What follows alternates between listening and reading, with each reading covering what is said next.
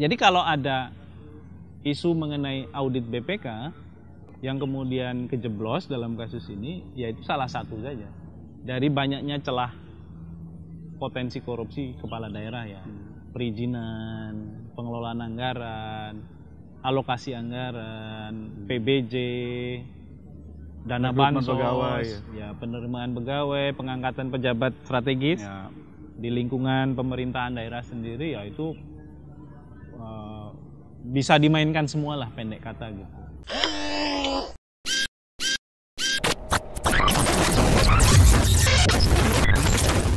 Oke teman-teman, jumpa lagi di Buka Kartu. Baru aja kartu dibuka lagi ya, kali ini oleh KPK. Terjerat beberapa orang sudah ditersangkakan di korupsi daerah gitu. Kali ini yang terjerat adalah bupati di Kabupaten Bogor dan beberapa orang lainnya. Kita ingin sebenarnya di Buka Kartu kali ini menyoroti hal tersebut, tetapi seperti episode-episode sebelumnya, kita berharap bisa lebih dalam gitu ya, mengulas masalah ini. Kalau bisa sampai di akarnya, kenapa ini berulang, kenapa hal-hal yang ya bisa dibilang kita udah berulang kali, kadang-kadang capek juga ngeliatnya, tapi masih aja terjadi gitu. Karenanya kita mengundang aktivis-aktivis yang cukup senior. Di ujung tentu ada Mas Adnan Topanhusodo, koordinator dari ICW, kemudian ada Kang Ade, koordinator ICW sebelumnya. Pada masanya. Pada masanya. Aduh. Oke, teman-teman, ini ngobrol, jadi nggak harus pertanyaan dari gue ya. Teman-teman juga bisa langsung aja mau mengadres sesuatu juga boleh gitu, nggak harus gue tanya baru Semua ngomong. kunci jawabannya udah ada di Adnan. Nah itu. Bro, nah ini di tengah cerita ada minyak goreng ya, ada macam-macam kasus yang berhubungan dengan korupsi, dengan integritas. Kita punya kasus kepala daerah lagi. Ini bukan kasus baru ya, kita udah berpuluh-puluh kali, mungkin ratusan mungkin bahkan angkanya ya, ngomongin kepala daerah. Nah kali ini kasusnya nih kalau gue nggak salah, Kabupaten Bogor, bupatinya, terus yang terjerat juga BPK yang mengurusi masalah-masalah ini di Kabupaten Bogor. Apa yang perlu publik highlight sih? Ini kan mumpung isu-isu korupsi kan sekarang nggak terlalu gede ya dibicarainnya. Sekarang kita kepengen dorong nih, kira-kira apa sih yang penting disorot publik nih? Siapa duluan? Ayo, koordinator lah. Mangga. Ya, pertama sebenarnya kalau Ade Yasin ditangkap, ya itu karena ada whistleblower-nya. Ya, itu pasti. Itu pasti ada yang ngasih info, bocorin. Nah, perilaku korupsi yang sama di tempat lain, yang juga dilakukan oleh kepala daerah lain, mungkin aman karena nggak ada yang bocorin. Bukan berarti nggak ada. Bukan berarti nggak ada. Jadi kita melihat korupsi di Indonesia dari kasus per kasus yang diungkap oleh penegak hukum itu sebenarnya hanya puncak dari gunung es saja. Itu dalamnya itu lebih gila lagi, lebih dahsyat lagi ya. Dan kalau KPK-nya mau nangkap setiap hari juga bisa sebenarnya. Ya. Itu artinya sebenarnya upaya-upaya yang kita lakukan selama ini dalam kerja-kerja pemberantasan korupsi itu ada dampaknya, tapi kemudian praktek-praktek yang terjadi di bawah meja ini juga terus terjadi. Karena apa? Karena pendekatannya memang case by case. Ditangkap, tapi kemudian tidak ada upaya untuk memperbaiki ini sumber masalahnya apa sih gitu. Jadinya ya kasus baru akan terus muncul. Nah, KPK itu ya ibaratnya pemadam kebakaran saja. Nah, kasus ini kan menariknya nyenggol BPK juga nih, dan konon kabarnya akan ada hubungannya dengan laporan yang dikeluarkan BPK begitu ya. Ya. Nah, ini apa nih yang penting nih kalau boleh diadres nih? Ya yang lain ya ini satu sisi dari banyak celah korupsi, suap, gratifikasi yang bisa dilakukan oleh kepala daerah. Saya sih lebih condong melihat kepala daerah itu kekuasaannya absolut hari ini ya. Absolut dalam pengertian nggak ada yang ngawasin. Siapa yang ngawasin? DPRD. DPRD memang punya fungsi pengawasan politik, tapi kan DPRD juga punya masalah korupsi kan, yang itu juga banyak terjadi selama ini ya. Bahkan kalau mereka yang melakukan, biasanya kan tersangkanya juga rombongan, lumpuh praktis ya. Yang kedua, pengawasan oleh auditor internal mereka. Karena setiap pemerintah itu kan punya audit internalnya. Inspektorat. Mampu nggak menjalankan fungsi pengawasan kepada kepala daerah? Ya nggak bisa. Takut. Karena mereka diassign oleh kepala daerah Ya. untuk menjalankan fungsi pengawasan. Jadi konsep ini kan konsep manajemen lama ya, di mana manajemen lama itu mengasumsikan manajer paling atas itu punya kebaikan dan harus jagain supaya aset lembaganya, organisasinya itu nggak dicuri oleh para pegawainya.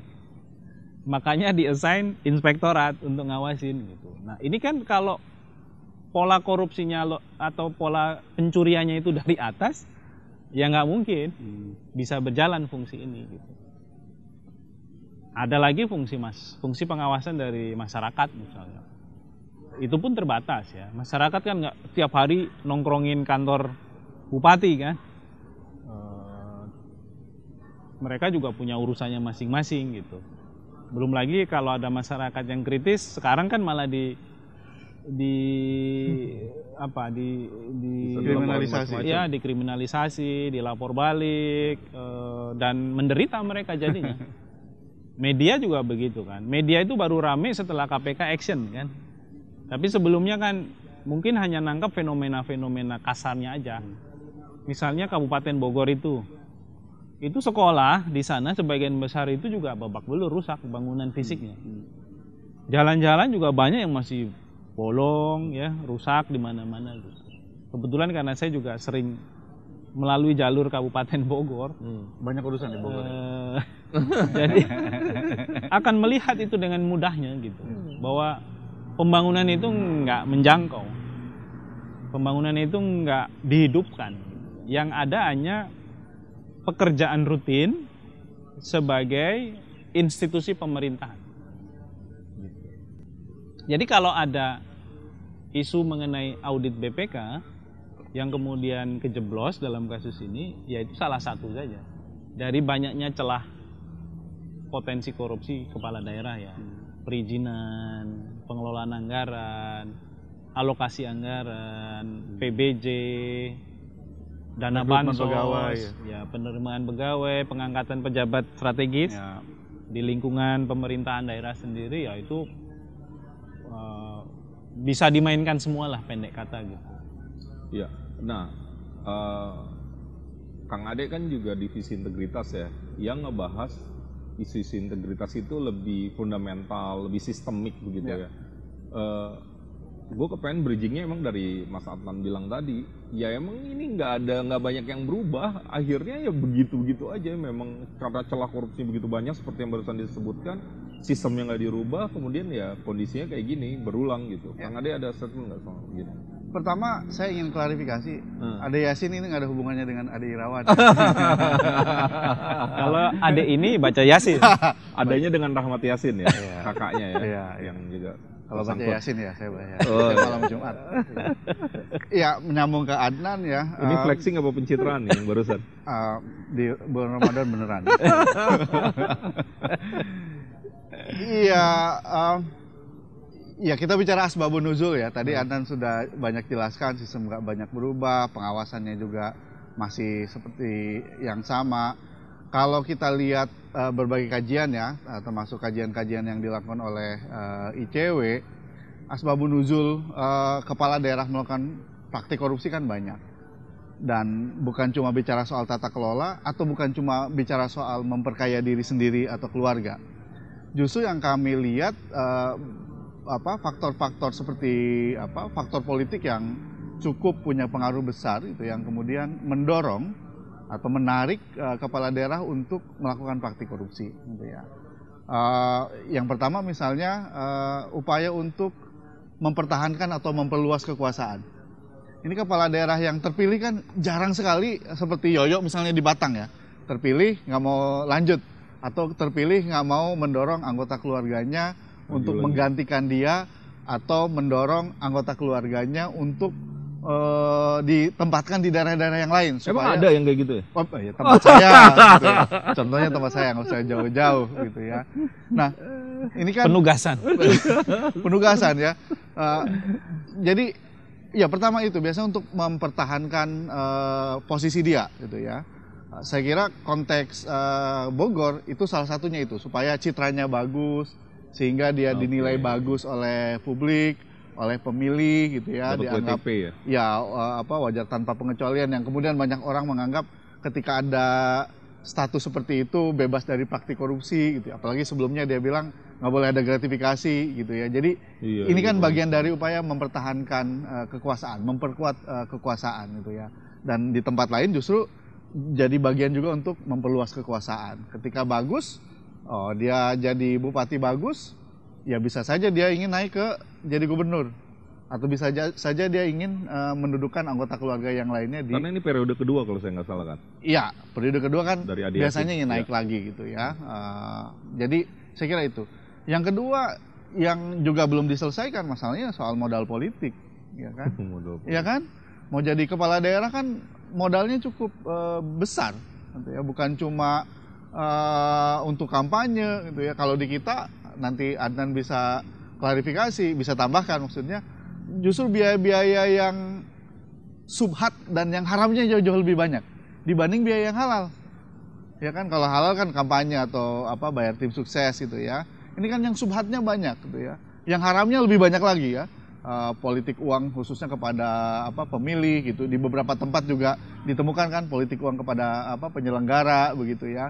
Jadi ini membutuhkan uang yang cukup besar gitu ya, dan salah satu sumber yang biasa diambil ya dari mana? Ya dari duit negara yang dia kelola ya APBD gitu ya. Selain mungkin cari dari pengusaha-pengusaha atau donatur yang lain gitu ya.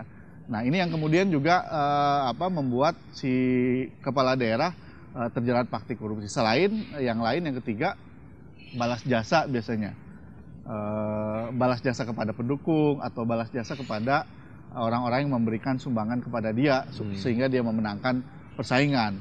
Balas jasanya ya kalau pendukung ditempatkan di posisi-posisi tertentu.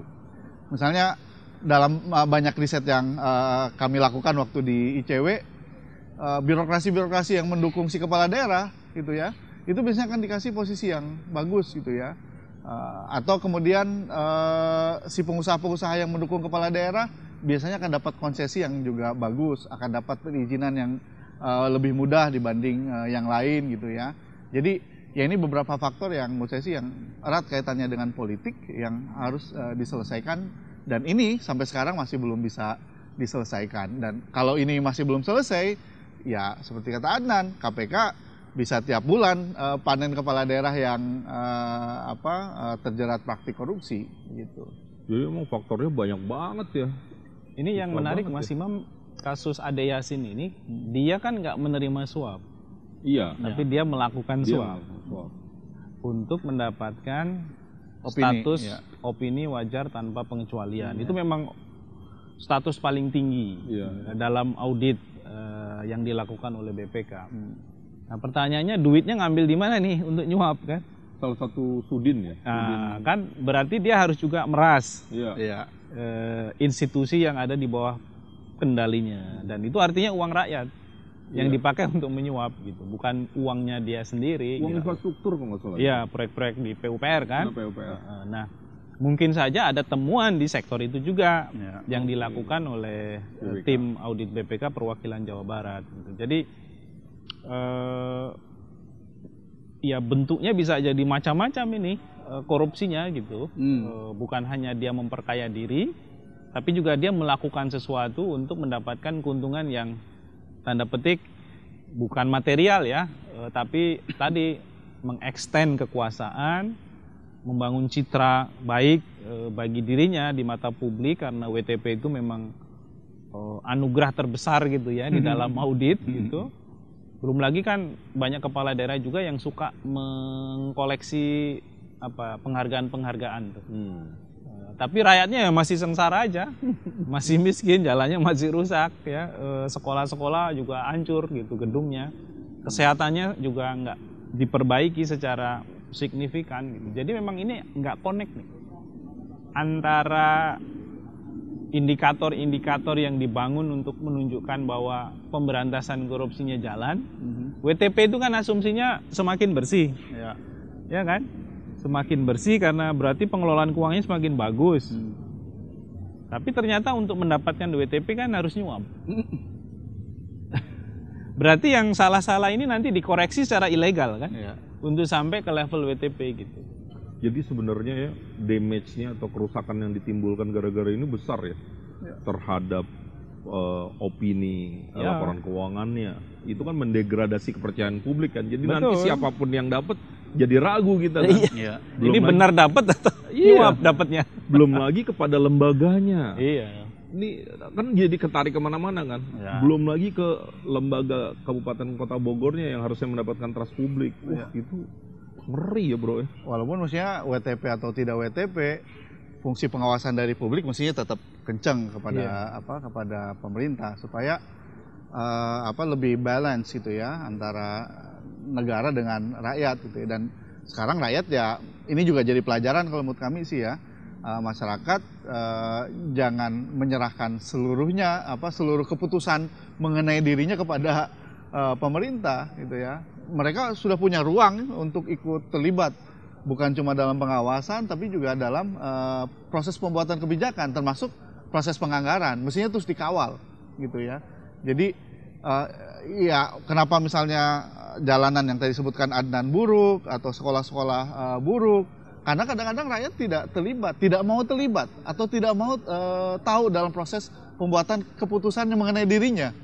Makanya ketika keputusan mengenai dirinya diserahkan kepada orang lain, hanya eksekutif, legislatif, ya masalah dan kebutuhan yang dijawab adalah masalah dan kebutuhan yang membuat anggaran atau kebijakan saja. Sedangkan rakyat yang cuma menunggu gitu ya dapat sisa-sisa kalau ada sisa gitu ya, begitu. Jadi dapet ya ini sialnya. Jadi pelajaran. Ya, dapat sial. Karena gitu kita kan pembayar pajak sebenarnya.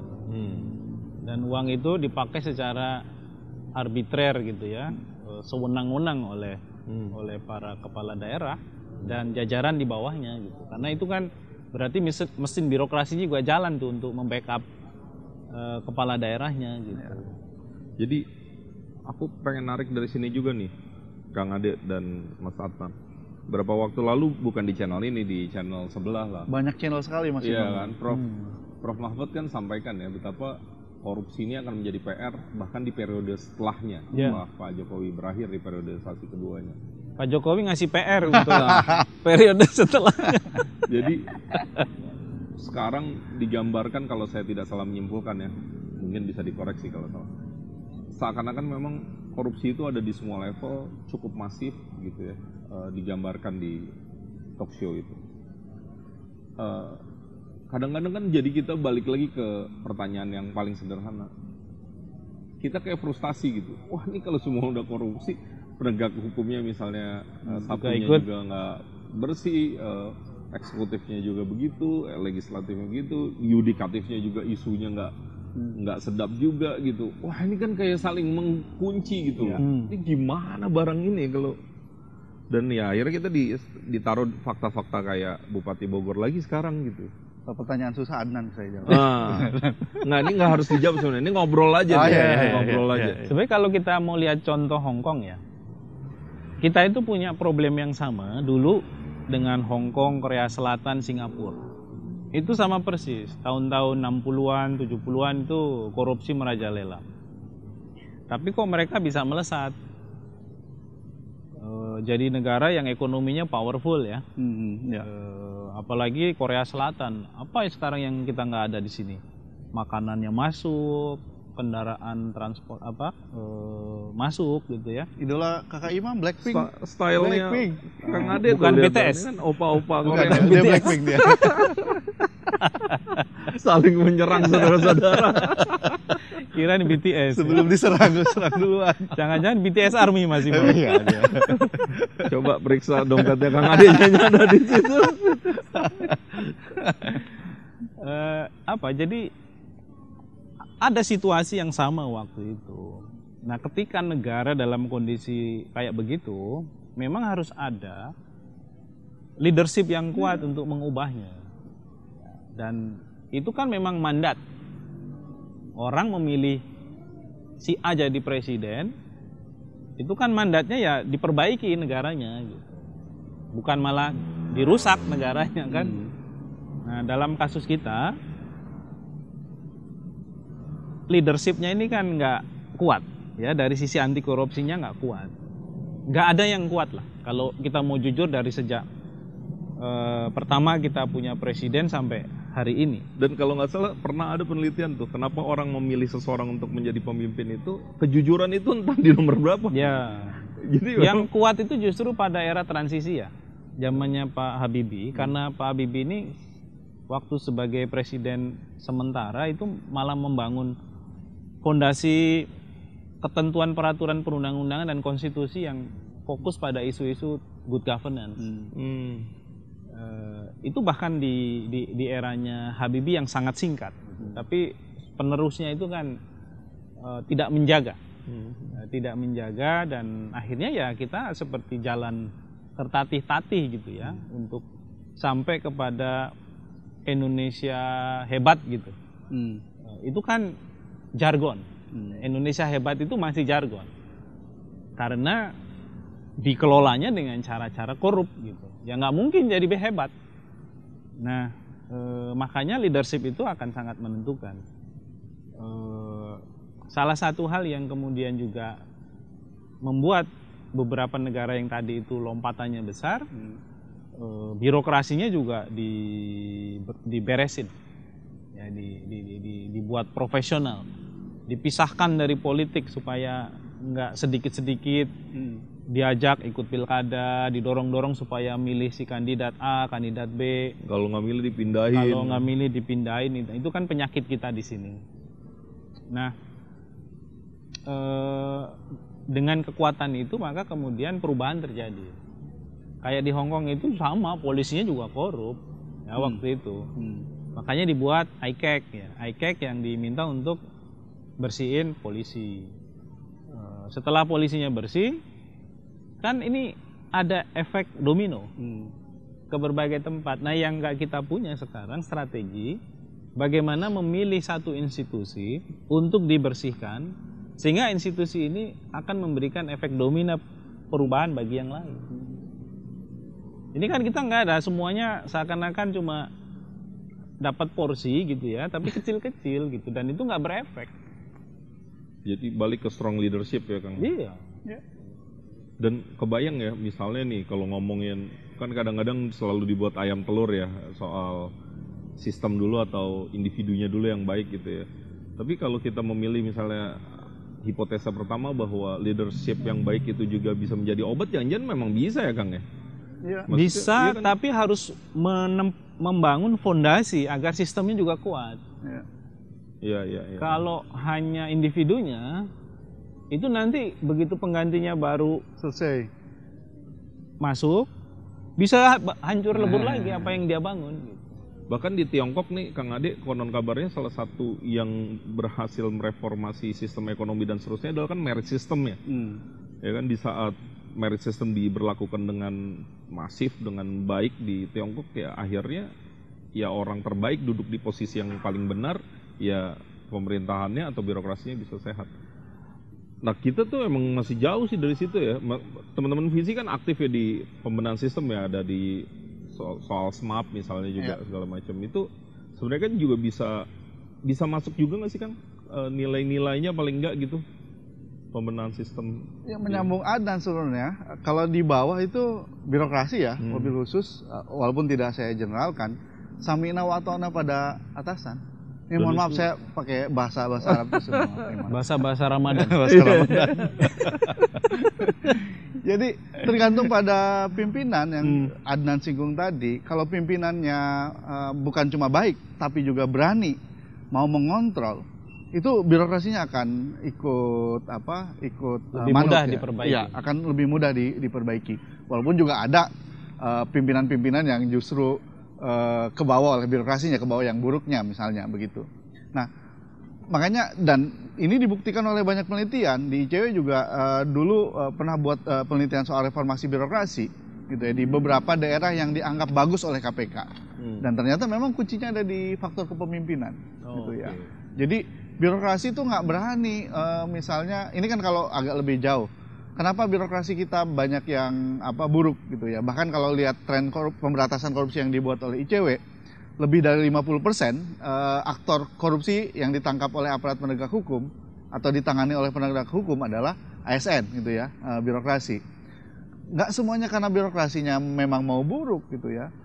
Banyak juga yang kemudian birokrasinya hanya tadi dipaksa untuk melakukan praktik korupsi oleh atasan-atasannya gitu ya. Atau kolaborasi seperti kasus Ade Yasin itu kan. Ya, bisa kolaborasi. Saya beberapa waktu lalu dapat WA dari pegawai salah satu pegawai di Banten ini gitu ya. Dia bilang, "Kita sekarang sekarang sedang diminta untuk arisan." Jadi birokrasi itu mengumpulkan uang yang akan di-share ke atasannya. Setoran itu sebenarnya. Disetor gitu ya.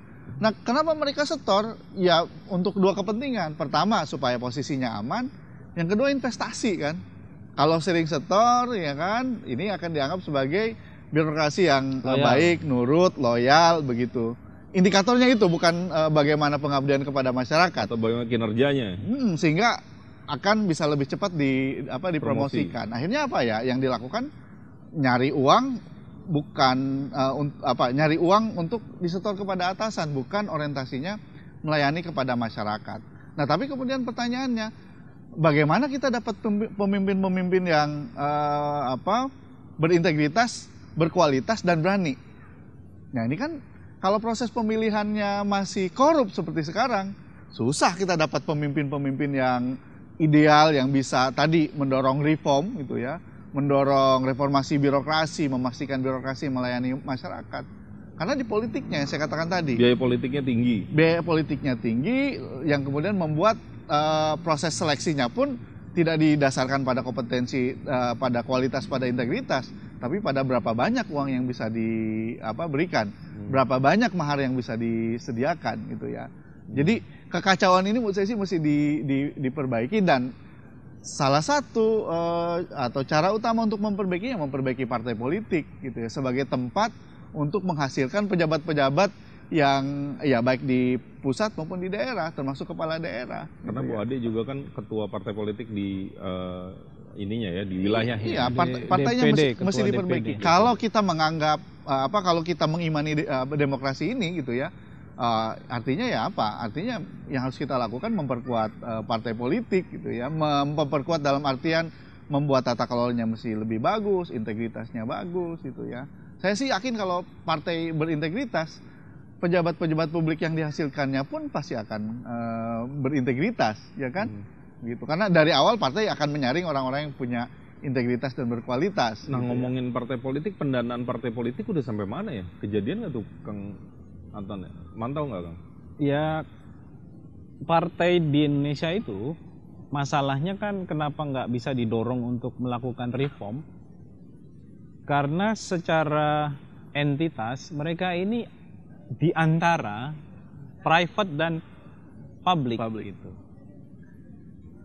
Meskipun di dalam beberapa undang-undang disebutkan mereka adalah lembaga publik. Misalnya Undang-Undang Keterbukaan Informasi menyebutkan ya partai itu adalah badan publik. Tapi kalau mengacu kepada aturan main soal pengelolaan keuangan partai politik, yang dibuka itu hanya yang bantuan pemerintah, Banpol ya. Banpol. Yang itu duit dari APBN dan dari APBD. Sementara yang dari pihak ketiga ini dianggap private. Jadi nggak perlu dibuka kepada masyarakat. Padahal yang private ini porsinya paling gede daripada yang Banpol gitu. Jadi kalaupun yang Banpol dibuka ya nggak ngaruh. Untuk misalnya memastikan partai transparan ya itu cuma menjalankan kewajiban undang-undang saja. Tapi kalau kita mau melihatnya secara utuh, ya tadi yang sumber dana dari private ini yang selama ini jadi wilayah gelap. Oh, kita nggak pernah tahu itu duitnya dari mana saja. Misalnya yang sederhana, Munas partai politik itu ada nggak sih laporan keuangannya? Kan nggak ada. Taruh di website misalnya Munas kemarin habis berapa gitu ya, sekian. sumbernya dari ini aja, dari list ini gitu. Itu kan nggak ada. Yang kan Munas laporan tahunan aja, laporan keuangan tahunan nyaris nggak ada kan? Nggak ada. Kita pernah menguji, ya ada yang memberikan tapi itu secara umum, ya neraca saja. Ya kalau neraca sih kan bisa dibikin sembarangan ya. Kita kan butuhnya itu rincian, by name, by address gitu. Siapa yang nyumbang, berapa jumlahnya, apakah sesuai dengan ketentuan atau tidak, siapa mereka.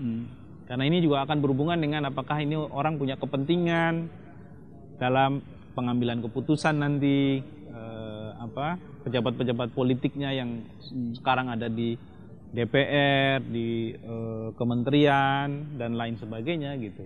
Dan dalam 2024 sebenarnya ini bisa jadi agenda ya harusnya. Iya. Maksudnya ada campaign gitu, campaign besar. Misalnya orang baik pilih partai baik, orang baik pilih orang baik, yang gitu-gitu kan sebenarnya bisa jadi campaign kita juga ya. Masalahnya kemudian masyarakat nggak ada pilihannya itu kalau kampanyenya begitu.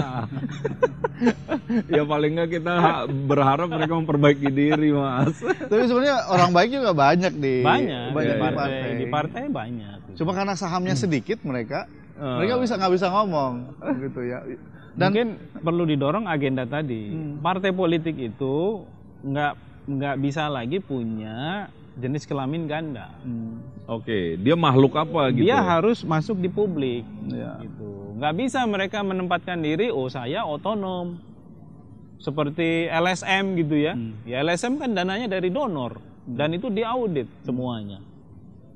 Nah kalau partai politik malah yang tadi yang private itu malah kita nggak pernah tahu dari mana duitnya gitu. Jadi karena dia adalah penghasil atau memproduksi calon-calon pejabat publik dan posisinya dalam konteks negara, pemerintah itu juga jelas, ya lebih baik mereka itu masukin aja semuanya sebagai badan publik, institusi publik, sehingga tanggung jawabnya ke publik, ya tidak separuh-separuh gitu ya, yang tadi Banpol itu dilaporkan, diaudit, yang lainnya dipublikasi, yang lain disimpan. Tapi jangankan publik, orang partai aja banyak yang nggak tahu laporan keuangan mereka ya. Dulu saya sempat wawancara dengan riset dengan teman-teman LIPI gitu ya.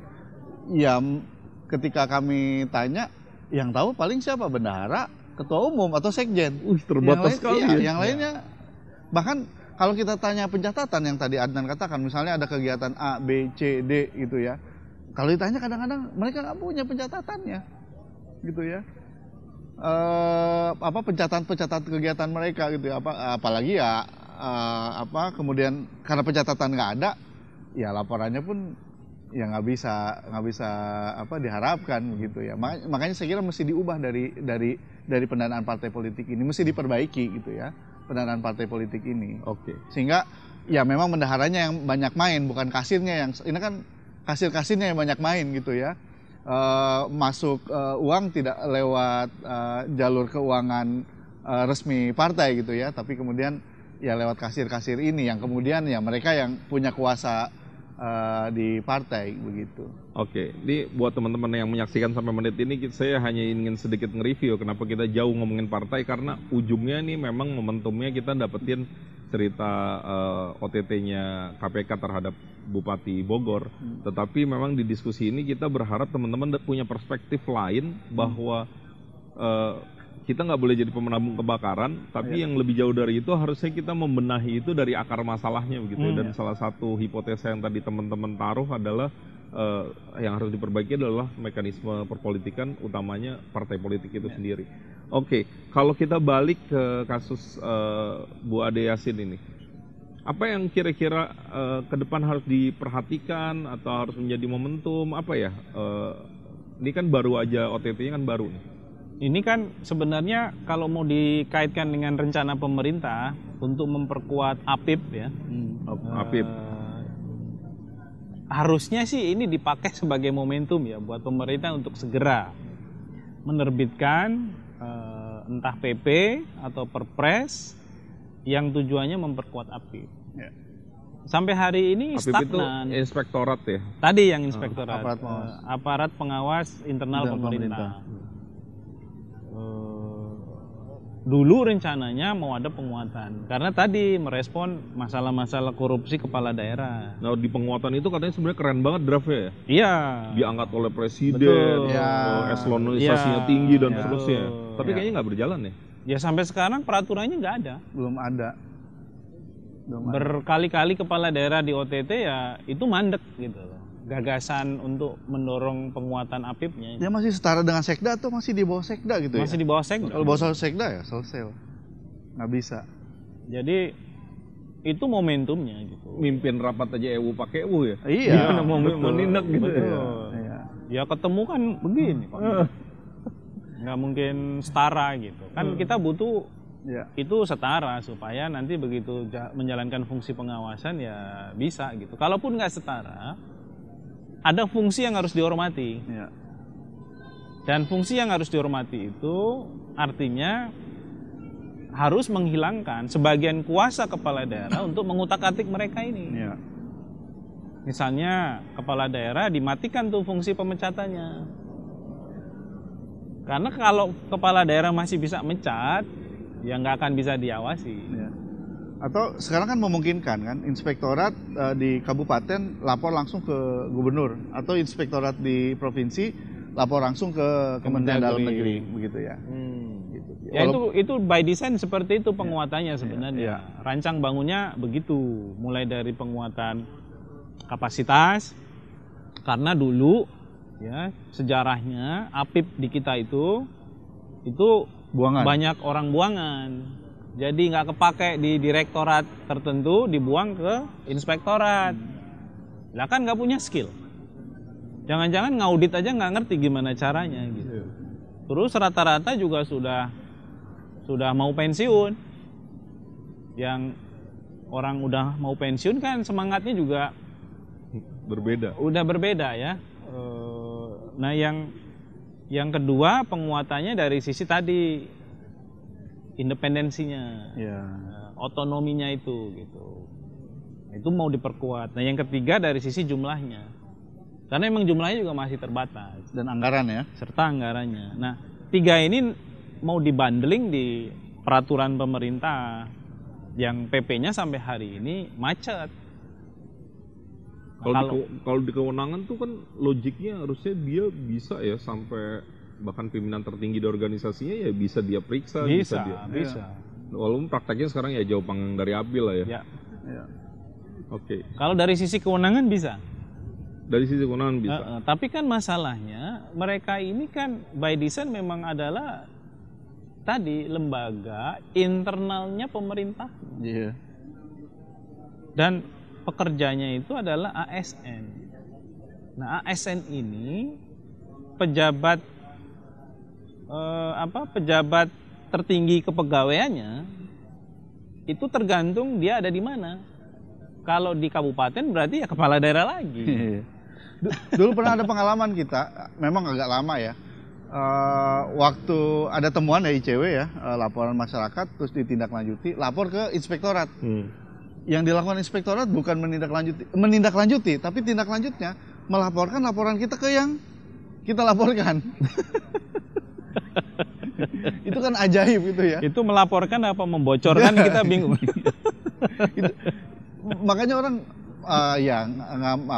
nggak mau untuk lapor kemudian ke inspektorat, padahal inspektorat selain faktor-faktor yang Adnan tadi sebutkan, inspektorat juga penting bangun dengan berjaringan gitu ya, berjaringan dengan masyarakat termasuk dengan LSM supaya ketika ada laporan-laporan, ada temuan-temuan, mereka bisa di-share gitu ya, bisa dapat laporan dari masyarakat dan LSM gitu ya. Tapi kalau kemudian yang terjadi seperti pengalaman kami, ya agak repot itu, begitu. Nih, gue kepengen masuk ke nih ekspertisnya Ustadz Ade nih, Kang Adnan. perspektif etik dan moral. Wah, ya kan? Agak berat ngomong moral. Sebagai ustadz. Sebagai ustadz. Kenapa? Karena ini kan agak ajaib ya. Kemarin kan misalnya Dirjen di Kementerian Perdagangan ya, di satu rapat misalnya bisikin menterinya akan ada tersangka, tiba-tiba beliaunya yang kena. Ya kita nggak tahu ya, ada di belakangnya ada drama apa, kita nggak tahu juga ya. Logiknya kan sebenarnya agak nggak nyambung ya, tapi kalau dari perspektif moral ajaib. Terus kalau yang Bu Ade Yasin ini kan Gratifikasi. baru umumkan pagi atau siangnya begitu ya, malamnya kena gitu ya. Nah, ini kan garuk-garuk kepala gitu ya. Ini kan ironi luar biasa ya untuk dari perspektif moral dan etik gitu ya, Kang Ade. Gimana? Iya, kalau punya etik, punya moral yang kuat ya pasti enggak kan? Tapi apa yang terjadi gitu ya dengan kita gitu? Kok sudah sejauh itu gitu? Ya karena tadi sama seperti yang mau dilakukan oleh Ibu Ade, pencitraan kan, supaya dianggap bagus, anti korupsi gitu ya, dapat WTP gitu ya, kelihatan karena apa dapat WTP dianggap bersih gitu ya, yang kemudian dikaitkan ya karena bersih, ya moralnya, etikanya bagus, integritasnya bagus begitu.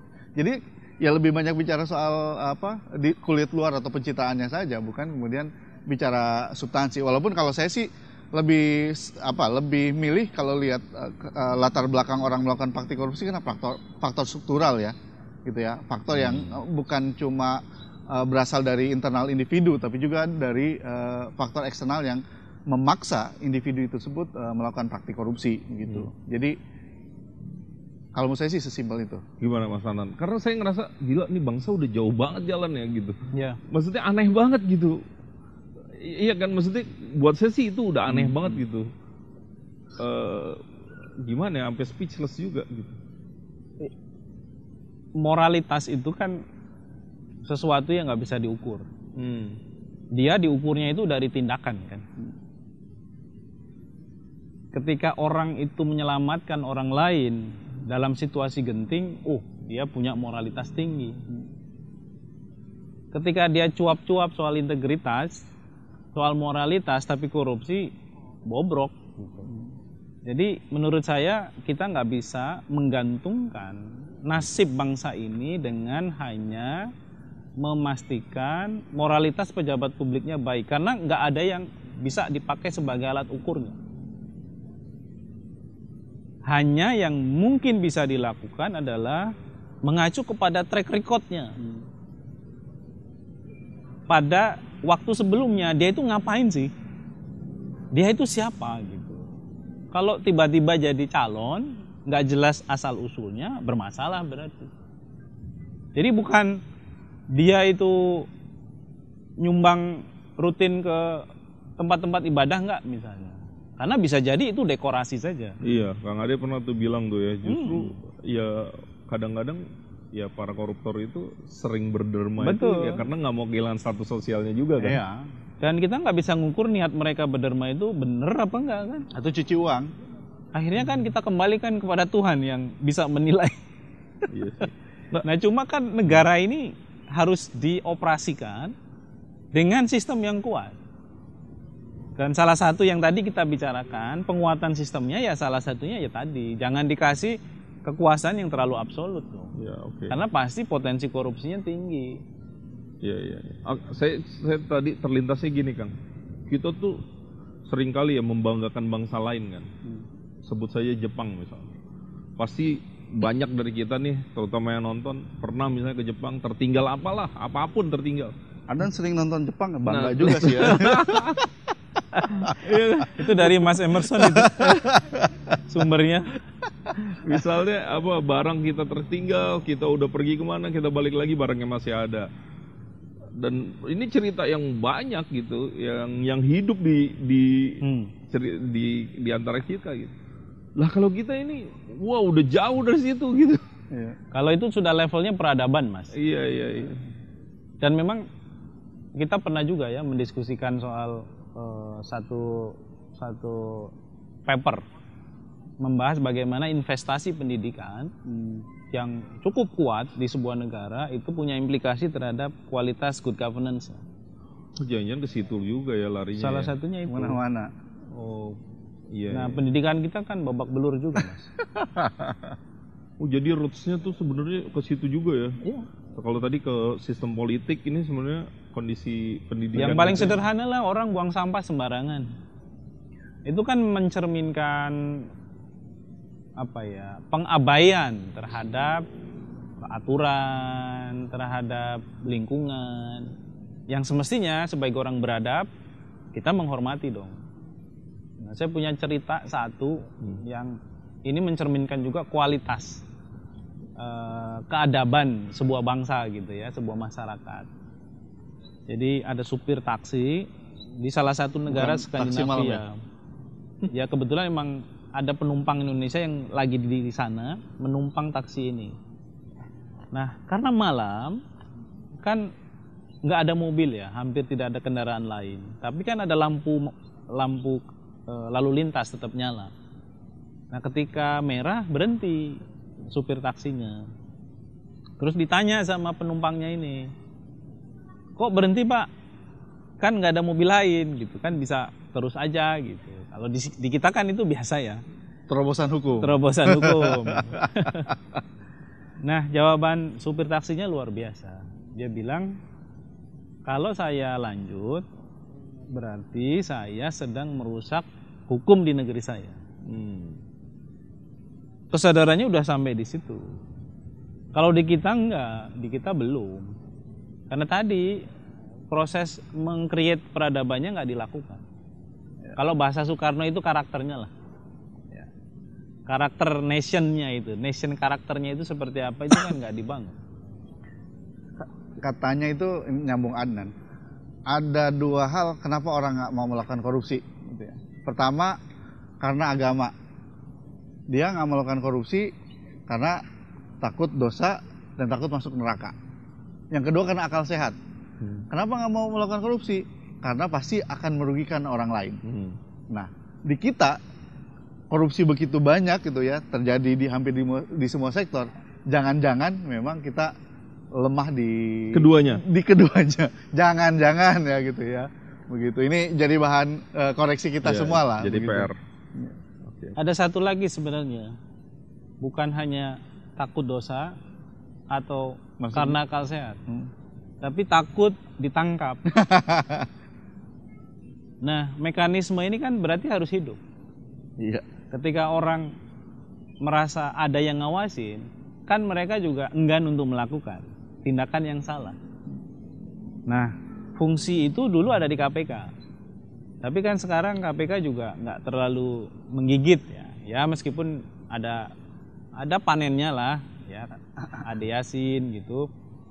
Tapi ya itu kan tidak dianggap sebagai prestasi gitu ya bagi masyarakat, karena ekspektasi masyarakat itu kan di masa lampau udah tinggi gitu. Kalau sekarang KPK-nya cuma begini-begini aja ya Turun pasti ya? nggak akan Benchmarknya turun. nggak akan dipandang oleh masyarakat gitu. Bahwa kasus itu dibicarakan iya gitu.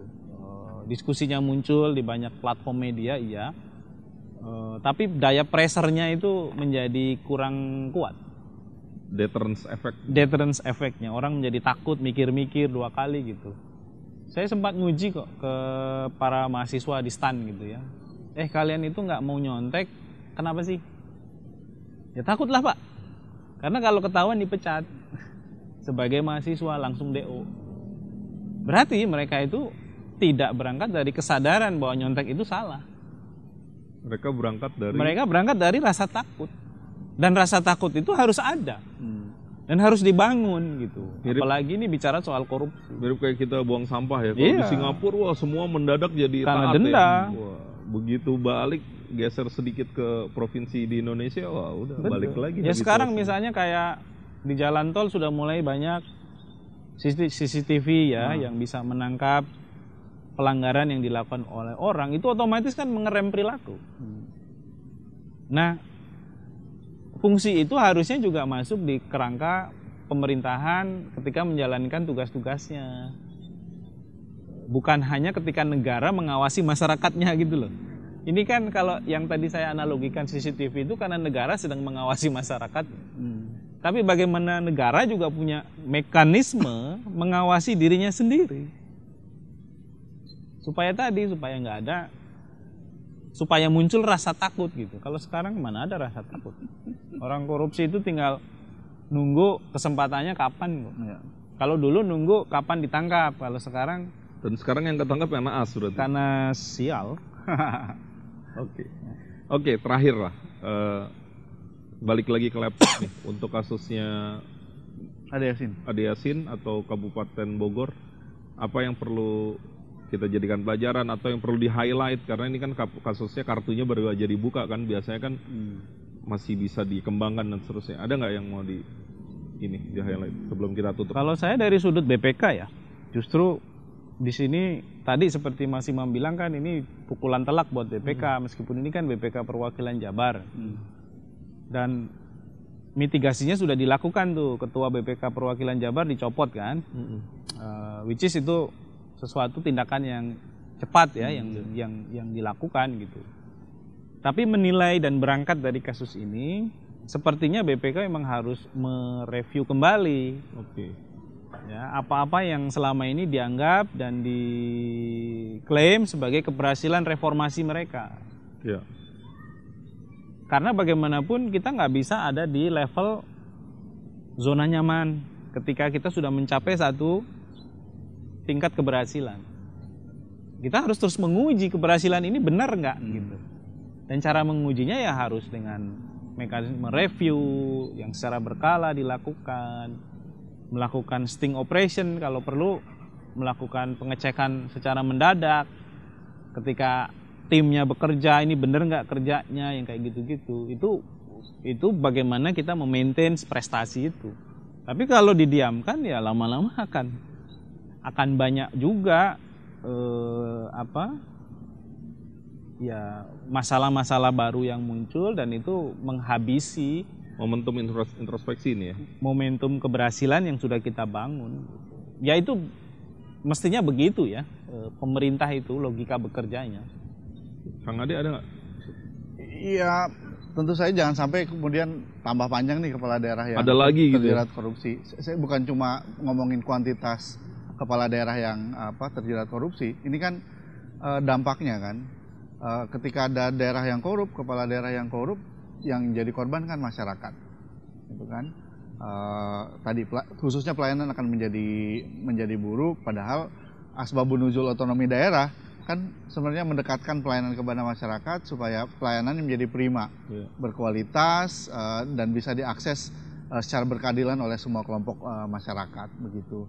Nah, oleh sebab itu ya sekali lagi ya memang ini PR untuk banyak pihak ya, selain tadi BPK di politik, ya ini juga mesti jadi pelajaran bagi partai politik gitu ya. Ketika rekrut hanya berdasarkan